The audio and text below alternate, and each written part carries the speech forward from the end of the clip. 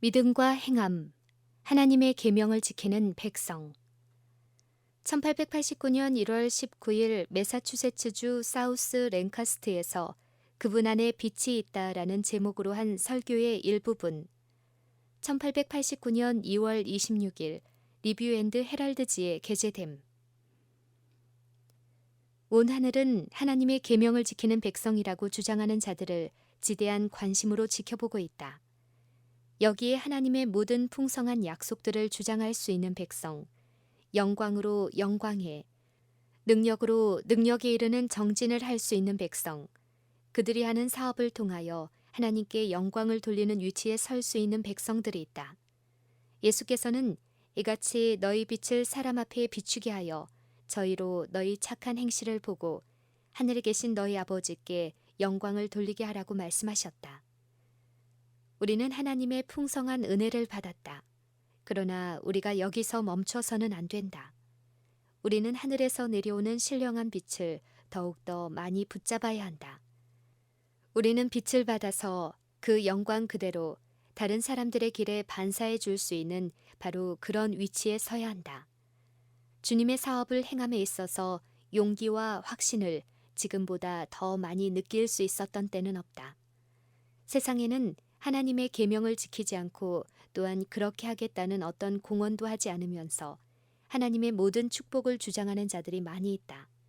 그들은 하나님의 약속의 기초가 되어 있는 조건들에는 유의하지 않으면서 그분의 약속을 기꺼이 받아 사유하려 한다. 그들은 자신들이 주장하는 축복을 받을 아무런 권한도 없다. 그러나 어찌하여 그분의 계명을 지키는 자들이 하나님의 자녀에게 주어진 약속들을 붙잡지 않는가? 우리는 율법 안에 있는 그리스도의 의를 이해할 수 있다. 갈바리의 십자가에서 긍휼과 진리가 같이 만나고 의와 화평이 서로 입맞추었다. 이것이 우리의 사업에 결합되어야 한다. 진리와 의는 예수님 안에서 나타났던 것처럼 하나님의 사랑으로 표현되어야 한다. 그때에 어떤 순결이 보이겠는가? 그러므로 모든 도덕적인 불결을 씻어내는 일이 얼마나 필수적인 것으로 보이겠는가? 이 일이 이루어질 때 그리고 구속주의 존귀함과 그분의 긍휼과 자비를 바라볼 때 그처럼 많은 사람을 빛으로부터 떠나 있게 했던 의지의 완고함은 그들의 심령으로부터 모두 녹아 사라질 것이다. 우리 모두는 반석 되시는 그분 위에 떨어져 깨어져야 한다. 자신의 완고함을 고수하고자 하는 자가 있는가? 독선에 집착하고자 하는 자가 있는가? 그리스도의 존귀함을 보지 않고자 하는 자가 있는가? 예수님의 사랑에 굴복당하지 않고자 하는 마음이 여기에 있는가? 누가 자존심의 일부분이라도 지키고자 하는가? 우리는 여전히 하나님께 더욱 가까이 나아가야 할 필요가 있다.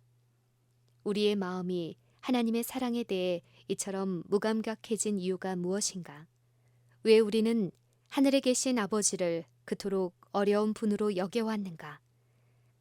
하나님께서 내게 주신 빛에 의하여 나는 사단이 가능한 모든 방법을 통하여 우리의 하나님을 왜곡시켜온 사실을 안다.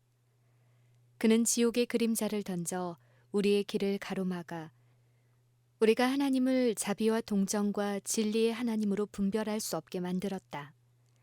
이것이 우리가 사단에게 사로잡히게 된 이유이다. 그런데 우리는 악한 자가 던져놓은 어둠에 관해서 이야기하고 우리의 상태를 한탄해 왔다.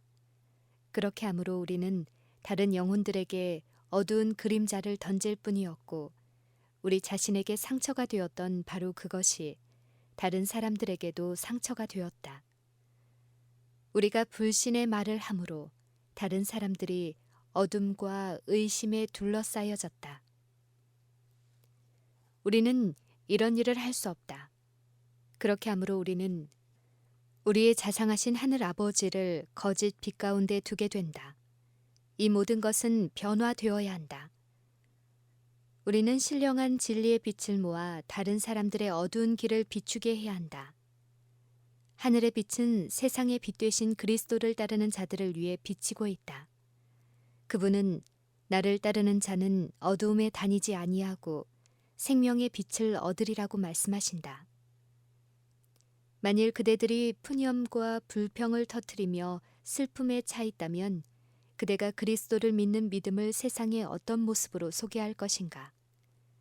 하나님의 계명을 지키는 자들은 진리가 영혼을 거룩하게 하고 사상을 세련되고 순결하게 하며 성품과 생활을 고상하게 해준다는 사실을 나타내야 한다. 하나님의 도덕적 형상이 우리의 심령에서 회복되고 그것을 우리 주위의 사람들에게 반사하도록 하기 위해 그리스도께서 돌아가셨다. 우리는 생명의 샘물을 더욱더 깊이 마실 필요가 있다. 나는 영생을 위해 철저한 일을 하지 않으면서 만족해하는 사람이 한 명도 없기를 바라며 지금부터 계속해서 교훈과 모본으로 그대들이 그리스도를 대표하는 자들이라는 사실이 보여지기를 바란다. 그대들은 주께서 나의 영혼을 위해 하신 일들을 들어보라는 생생한 간증을 하게 될 것이다. 주께서는 더 큰 축복을 나누어 주고자 준비하고 계신다. 그분께서는 당신의 모든 선한 형상을 모세 앞으로 지나가게 하셨다. 그분께서는 당신의 품성을 자비롭고 은혜롭고 노하기를 더디하고 인자가 많으신 하나님, 악과 과실과 죄를 용서하시는 하나님으로 그에게 선포하셨다. 모세는 이스라엘 백성들에게 이러한 품성을 나타내어야 할 것이었다. 우리도 그와 같이 해야 한다. 우리는 하나님의 선하심을 선포하고 사람들 앞에 그분의 진정한 품성을 분명히 드러내기 위해 나아가야 한다. 우리는 그분의 영광을 반사하여야 한다. 지난날 우리는 이렇게 했는가? 우리는 교훈과 모본으로 우리 주님의 품성을 드러내었는가? 우리는 영혼의 원수의 일에 가담하여 하늘 아버지를 잘못 나타내지는 않았는가? 형제들을 판단하고 그들의 언행을 비판하지는 않았는가? 그렇다면 하나님의 사랑이 우리의 영혼 가운데 자리하고 있지 않았다. 결정적인 변화를 이루도록 하자.